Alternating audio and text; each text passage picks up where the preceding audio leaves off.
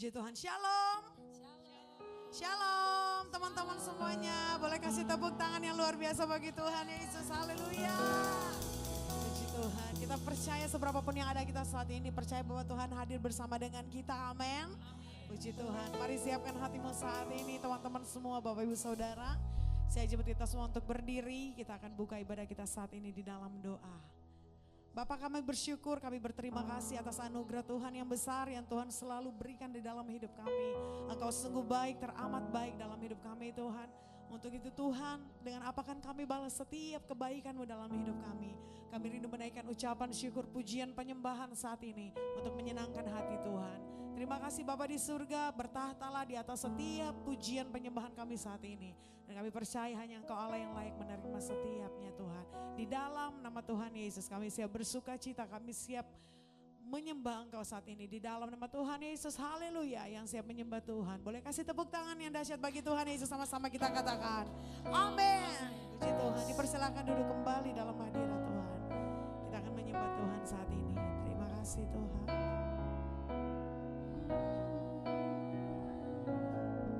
Hanya Engkau yang layak menerima setiap pujian kami Tuhan. Hanya Engkau yang layak menerima setiap hormat kami Tuhan.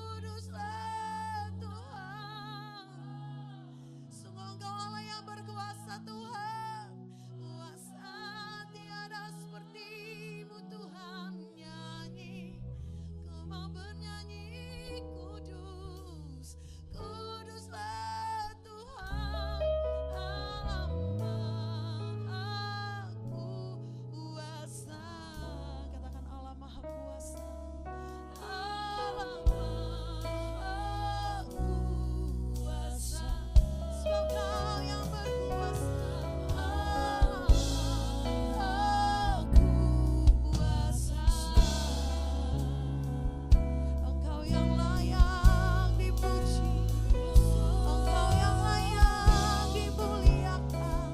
Aku menyembah-Mu Tuhan. Ku mau bernyanyi, ku mau bermazmur bagi-Mu, ya Terima kasih buat kemurahan-Mu.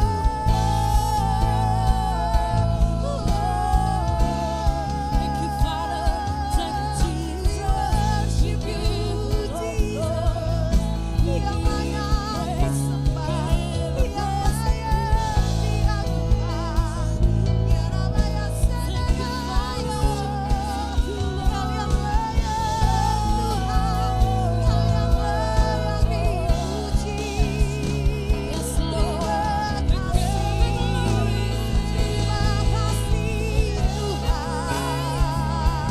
Terima kasih Tuhan.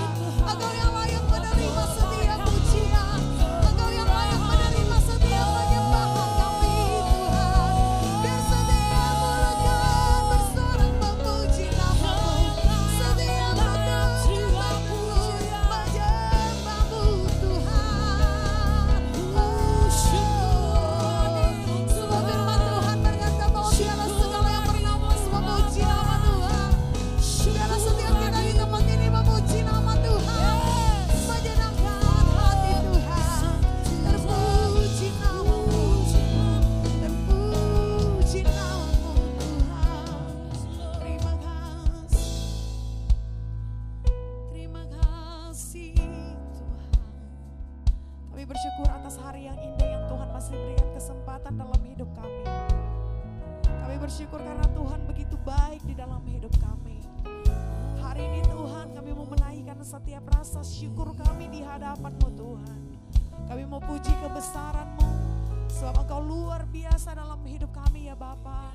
Engkau terlalu baik dalam hidup kami Tuhan. Terima kasih.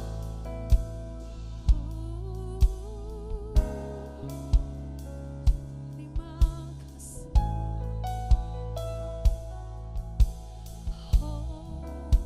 Senang indah highest, let all king believe this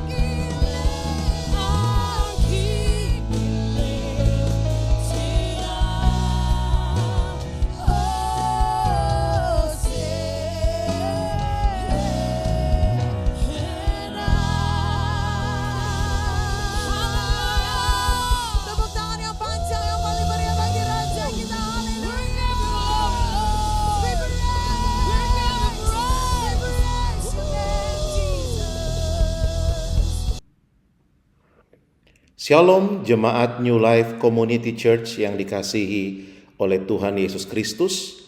Bersyukur buat hari ini tanggal 25 Desember 2024 kita boleh merayakan akan kelahiran Tuhan Yesus Kristus. Saya percaya di seluruh dunia gereja Tuhan, umat Tuhan boleh bersuka cita, bergembira merayakan Natal, kelahiran daripada Tuhan Yesus Kristus. Dan saya juga percaya dimanapun jemaat Tuhan berada, saya percaya kasih dan sukacita Natal berlimpah di dalam kehidupan kita. Hari ini tema renungan Natal kita yaitu ada apa di Bethlehem. Kita tahu bersama-sama bahwa Bethlehem adalah kota kelahiran daripada Tuhan Yesus Kristus. Ada apa di Bethlehem? Yang pertama, ada keselamatan, ya. Ada keselamatan. Lukas 2 ayat 10 sampai dengan ayat yang ke-11. Lalu kata malaikat itu kepada mereka, "Jangan takut, sebab sesungguhnya aku memberitakan kepadamu kesukaan besar untuk seluruh bangsa. Hari ini telah lahir bagimu juru selamat, yaitu Kristus Tuhan di kota Daud." Kota Daud yaitu di mana? Di Bethlehem, Bapak Ibu Saudara. Berita ini disampaikan oleh malaikat pada waktu itu kepada gembala-gembala yang sedang mengembalakan kambing domba, ya, di padang gembala. Dan gembala-gembala ini, mereka ini adalah imam-imam, Bapak Ibu Saudara. Yaitu imam-imam yang tugasnya mereka mengembalakan domba-domba yang akan dipersembahkan di Bait Allah. Karena setiap orang yang datang ke Bait Allah untuk beribadah kepada Tuhan, biasanya mereka akan membawa persembahan, yaitu kambing domba. Itu untuk dipersembahkan, ya. Sebagai apa? Sebagai korban penebus salah, korban penebus dosa. Jadi dahulu dosa umat manusia ketika kita mau menghadap Tuhan itu harus membawa hewan korban. Dan gembala-gembala ini mereka mengembalakan domba-domba untuk korban. Dan kita melihat berita karya keselamatan disampaikan kepada para gembala-gembala. Artinya apa? Tuhan mau sampaikan bahwa korban yang sesungguhnya yang telah lahir ke dunia, yaitu Yesus Kristus, yaitu anak domba Allah, telah lahir. Telah lahir, dikatakan sini, jangan takut, ya. Sebab sesungguhnya aku memberitakan kepadamu kesukaan besar untuk seluruh bangsa. Hari ini telah lahir bagimu juru selamat, yaitu Kristus Tuhan di kota Daud. Gembala-gembala ini tentu Bapak Ibu Saudara, ya, mereka sudah lama, sudah bertahun-tahun mengembalakan kambing domba, ya, untuk dipakai untuk persembahan. Ya, berapa banyak domba-domba yang dikorbankan dari domba-domba yang mereka sudah jaga, Bapak Ibu Saudara, untuk penebusan dosa manusia. Tetapi sebuah kabar yang luar biasa bahwa ada satu pribadi, yaitu Yesus Kristus, yang digambarkan juga sebagai domba Allah yang menyelamatkan dosa umat manusia, yang datang ke dalam dunia. Untuk apa? Lahir dan dikorbankan untuk dosa daripada umat manusia. Saya percaya kelahiran daripada Tuhan Yesus Kristus itu adalah sebuah hadiah terbesar bagi seluruh umat manusia. Karena kelahiran Yesus yaitu untuk menebus dosa umat manusia. Gembala-gembala tersebut tidak akan lagi, ya, melihat ada domba-domba yang dikorbankan, karena mereka boleh melihat dengan mata iman bahwa Kristus Yesus yang menebus dosa umat manusia. Demikian juga setiap kita dimanapun kita berada yang menyaksikan ibadah Natal hari ini, ketahuilah Yesus datang ke dalam dunia. Dia sebagai anak domba Allah yang dikorbankan untuk menebus dosa umat manusia. Keselamatan tersedia bagi setiap kita yang percaya kepadanya. Jika Bapak Ibu Saudara percaya Yesus sebagai Tuhan dan Juru Selamat, engkau menerima Dia sebagai Tuhan dan Juru Selamat, percaya di dalam hatimu, mengaku dengan mulutmu, Yesus adalah Tuhan dan Juru Selamat, saya percaya Bapak Ibu Saudara diselamatkan. Jadi yang pertama ada apa di Bethlehem? Yaitu ada keselamatan kekal yang diberikan oleh Bapa di sorga melalui kelahiran daripada Tuhan Yesus Kristus dan akhir hidupnya, yaitu di mana kematiannya untuk menebus dosa umat manusia sebagai domba, anak domba yang tak bercacat itu. Yang kedua, ada apa di Bethlehem? Di Bethlehem ada penyediaan. Ya. Bethlehem artinya rumah roti, ya. Rumah penyediaan. Matius 2 ayat 11 dikatakan, maka masuklah mereka ke dalam rumah itu dan melihat anak itu bersama Maria ibunya, lalu sujud menyembah Dia. Mereka pun membuka tempat harta bendanya dan mempersembahkan persembahan kepadanya, yaitu emas, kemenyan, dan mur.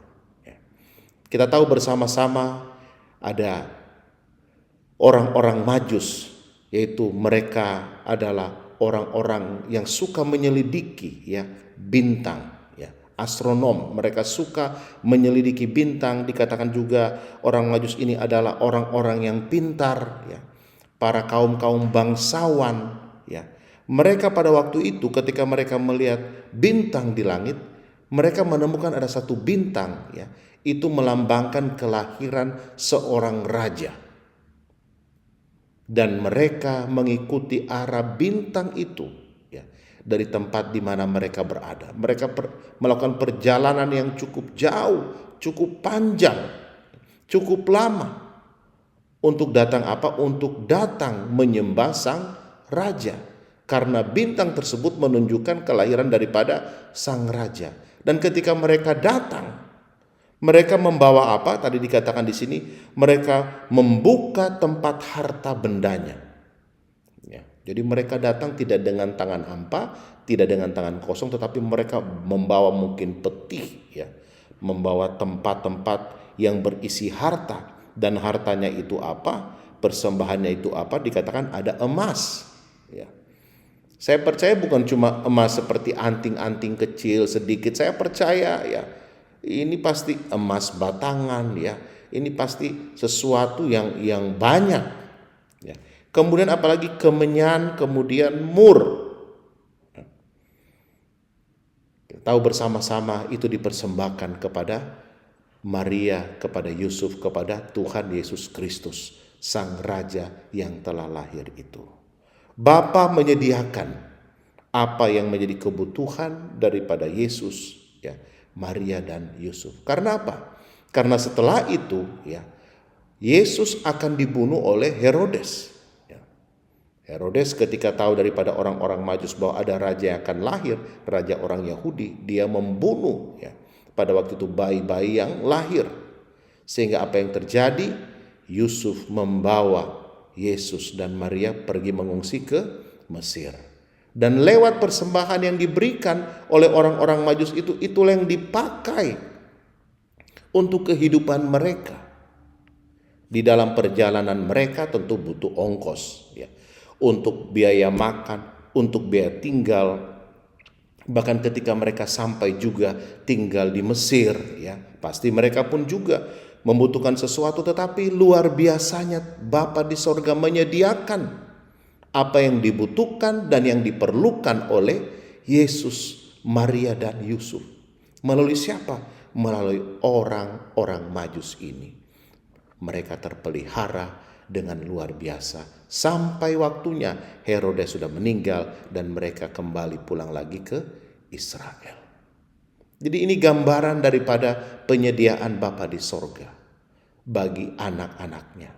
Kalau Yesus saja dan keluarga Yusuf dipelihara oleh Bapa di sorga, saya percaya di hari Natal ini, apa yang menjadi kebutuhanmu, kebutuhan kontrakan kah, kebutuhan uang sekolah kah, kebutuhan untuk biaya-biaya kehidupanmu, makan minummu, ketahuilah Dia adalah Bapa yang baik. Dia menyediakan segala apa yang menjadi keperluan dan kebutuhan anak-anaknya.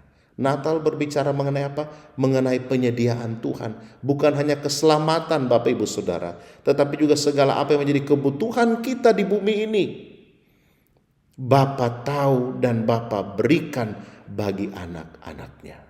Saya tidak tahu apa yang menjadi kebutuhan daripada Bapak Ibu Saudara jemaat Tuhan, tetapi ketahuilah Tuhan tahu apa yang menjadi kebutuhanmu dan Dia akan menyediakannya.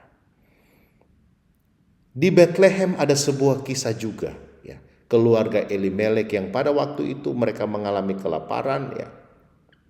Akhirnya mereka pindah ke Moab. Singkat cerita, akhirnya Elimelek dan kedua anaknya pun juga meninggal. Tinggal istrinya yang bernama Naomi. Mereka ada di Moab dan Naomi mendengar bahwa Tuhan memperhatikan umatnya. Di dalam Rut 1 ayat yang ke-6. Kemudian berkemaslah ia, yaitu Naomi dengan kedua menantunya, dan ia pulang dari daerah Moab. Sebab di daerah Moab ia mendengar bahwa Tuhan telah memperhatikan umatnya dan memberikan makanan kepada mereka. Jadi di tengah-tengah kelaparan, kesusahan bahkan yang dialami oleh Naomi, suaminya meninggal dan kedua anaknya pun juga meninggal. Dan kita melihat di tengah-tengah duka cita, di tengah-tengah masalah yang dia hadapi, dia mendengar bahwa Israel, bahwa Bethlehem, kota kelahirannya, tempat tinggalnya dahulu, tempat di mana perjanjian Tuhan itu dinyatakan bagi umatnya.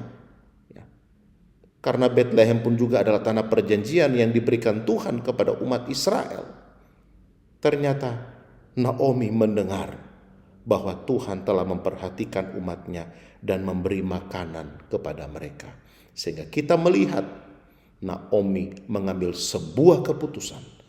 Aku akan meninggalkan Moab dan aku akan kembali ke Bethlehem. Karena di Bethlehem ada roti. Di Bethlehem Tuhan memelihara umatnya. Di Bethlehem Tuhan memperhatikan umatnya. Dan di Bethlehem Tuhan memberi makan umatnya. Dan benar Bapak Ibu Saudara kasih Tuhan, ketika Naomi ada di sana, dia bersama-sama dengan Rut. Tuhan memberkati Naomi berlimpah-limpah. Tuhan memberikan Boas kepada Rut dan seluruh apa yang menjadi warisan daripada suaminya, Elimelek dan anak-anaknya, semua itu ditebus, dikembalikan lagi kepada Naomi. Kita melihat bagaimana Tuhan memberkati umatnya ketika umatnya mau kembali kepada perjanjian dengan Tuhan. Saya tidak tahu apa yang menjadi pergumulan dan masalahmu, tetapi ketahuilah ketika engkau masih mendengar bahwa Tuhan itu Jehovah Jireh, Tuhan itu penyedia, mari kembalilah kepada Dia. Percayalah kepada Tuhan. Tuhan pasti menyediakan segala apa yang menjadi kebutuhanmu. Ibrani 13 ayat yang kelima berkata, janganlah kamu menjadi hamba uang dan cukupkanlah dirimu dengan apa yang ada padamu. Karena Allah telah berfirman, aku sekali-kali tidak akan membiarkan engkau dan aku sekali-kali tidak akan meninggalkan engkau. Mari jemaat yang dikasihi oleh Tuhan Yesus Kristus, biarlah kita belajar untuk mencukupkan diri dengan apa yang ada pada kita. Mensyukuri seberapapun juga gaji yang Tuhan berikan bagi kita. Syukuri itu, kelola itu dengan baik. Kadang-kadang orang terjerat dengan korupsi, ya, dengan judi online, ya. Karena apa? Karena tidak mengucap syukur dengan apa yang Tuhan sudah berikan. Pengennya lebih, untuk apa? Mungkin memuaskan hawa nafsu, ya.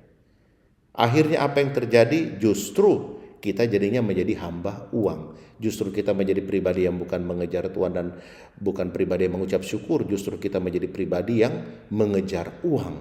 Akhirnya kita jauh daripada Tuhan. Kita menghalalkan segala macam cara.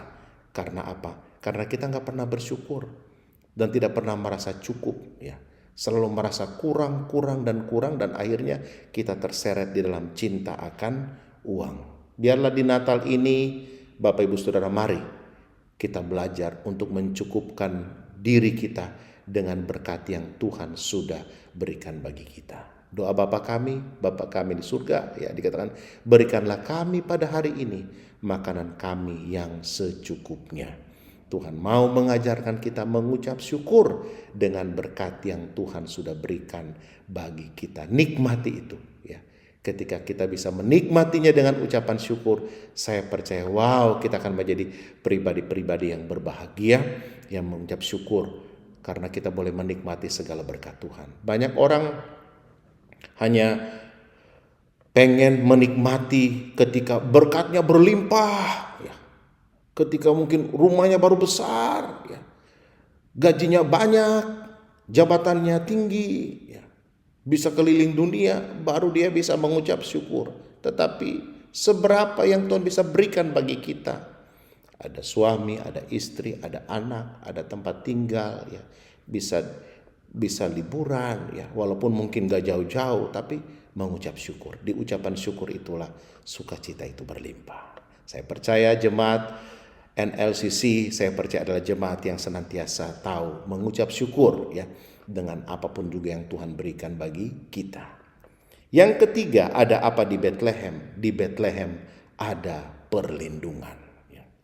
Matius 2 ayat 13, setelah orang-orang Majus itu berangkat, nampaklah malaikat Tuhan kepada Yusuf dalam mimpi dan berkata, bangunlah, ambillah anak itu serta ibunya, larilah ke Mesir dan tinggallah di sana sampai aku berfirman kepadamu, karena Herodes akan mencari anak itu untuk membunuh dia. Kita melihat di sini bagaimana perlindungan Tuhan kepada siapa? Kepada Yusuf, kepada Maria, dan kepada Tuhan Yesus Kristus. Ya, dikatakan di sini, bangunlah, ambillah anak itu serta ibunya, larilah ke Mesir dan tinggallah di sana sampai aku berfirman kepadamu. Jadi kita melihat ada perlindungan Tuhan, ada penjagaan daripada Tuhan. Ketika Herodes mau membunuh Yesus, kita melihat Tuhan berbicara. Ya. Tuhan berbicara di dalam mimpi kepada Yusuf dan menuntun mereka dan meluputkan mereka. Masuk tahun 2025, saya percaya kita senantiasa di dalam perlindungan daripada Tuhan. Ya. Orang-orang mungkin yang mau berbuat jahat, mau mencelakakan kita, apakah mungkin itu teman kita, sahabat kita, rekan bisnis kita, teman kerja kita, teman pelayanan kita, atau siapapun juga mungkin orang-orang yang mau berbuat jahat. Saya percaya Tuhan akan melindungi, Tuhan akan menjagai kita. Ya.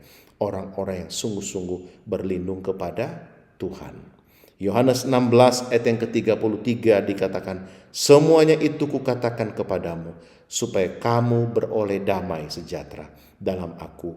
Dalam dunia ini kamu menderita penganiayaan, tetapi kuatkanlah hatimu, aku telah mengalahkan dunia.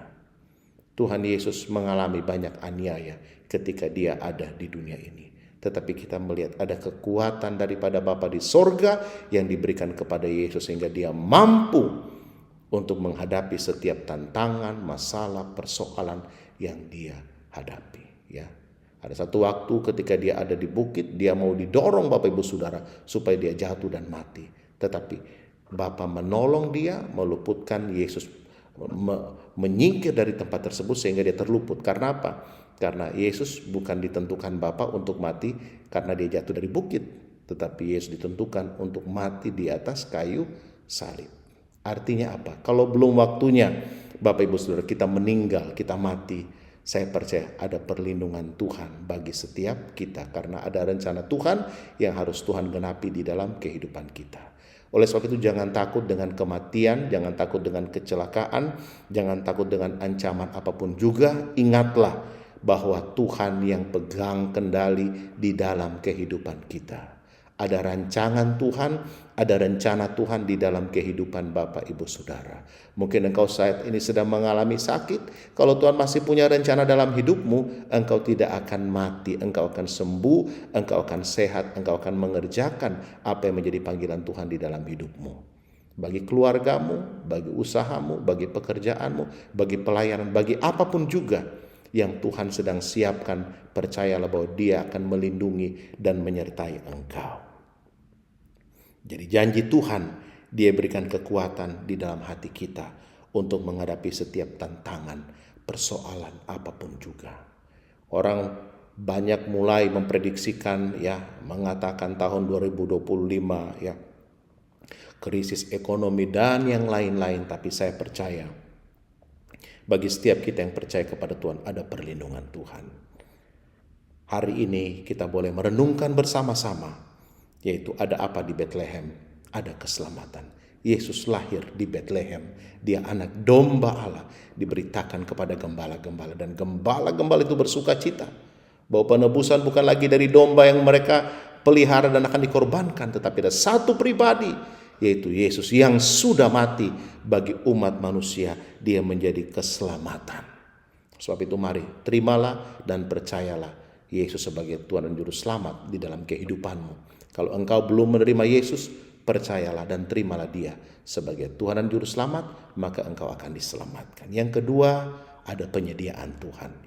Percaya apa yang menjadi kebutuhanmu, kebutuhan rumah tanggamu, kebutuhan kuliahmu, kebutuhan sekolahmu, kebutuhan usahamu, kebutuhan pekerjaanmu, apalagi pajak akan naik, tapi percayalah Tuhan pasti memberkati engkau berlimpah-limpah. Dan yang terakhir, ada perlindungan Tuhan. Tuhan melindungi kita, Tuhan menjagai kita, bahkan orang-orang yang mau mencelakakan kita, Tuhan akan luputkan kita daripada semuanya itu. Bahkan Dia berikan kekuatan di dalam hati. Mungkin ada orang-orang yang gak suka, membenci kita, menjatuhkan kita, menjelekan kita, tapi percayalah Tuhan kekuatan di dalam kehidupan kita. Oleh sebab itu mari biarlah di hari Natal yang indah ini sungguh-sungguh biarlah sukacita Natal berlimpah di dalam kehidupan kita. Kita berdoa. Bapa, terima kasih buat anugerah-Mu, terima kasih buat pesan Natal bagi keluarga besar New Life Community Church dimanapun mereka berada. Terima kasih Tuhan bahwa di Bethlehem ada keselamatan. Kami percaya dan kami bersyukur, kami yang sudah menerima Yesus sebagai Tuhan dan Juru Selamat, Engkau sudah menyelamatkan kami. Terima kasih Bapa. Bahkan kami mengucap syukur bahwa kami percaya ada penyediaan daripada Tuhan. Apapun yang menjadi pergumulan kami, kebutuhan rumah tangga kami untuk sekolah, kuliah, pekerjaan, usaha, kami percaya Engkau Jehovah Jireh, Engkau sediakan segala sesuatunya. Dan kami percaya juga ada perlindungan Tuhan. Tuhanlah yang melindungi kami, Tuhanlah yang menjagai kami masuk tahun 2025. Kami percaya Tuhanlah yang menolong setiap kami. Terima kasih Bapa, terima kasih buat pesan Natal hari ini. Kami percaya berkat-Mu berlimpah atas setiap kami. Mari umat Tuhan kita angkat tangan kita dan kita terima berkat anugerah kasih karunia yang berlimpah-limpah dari Allah Bapa di sorga, cinta kasih daripada Tuhan Yesus Kristus, dan persekutuan dengan Roh Kudus memberkati kita semua mulai hari ini sampai Maranatha. Tuhan Yesus datang menjemput kita di awan yang permai. Setiap kita yang terima berkat Tuhan sama-sama kita katakan amin. Saya Gembala GBI New Life Community Church bersama dengan keluarga mengucapkan selamat Natal dan menyambut tahun baru 2025. Tuhan Yesus memberkati. Shalom.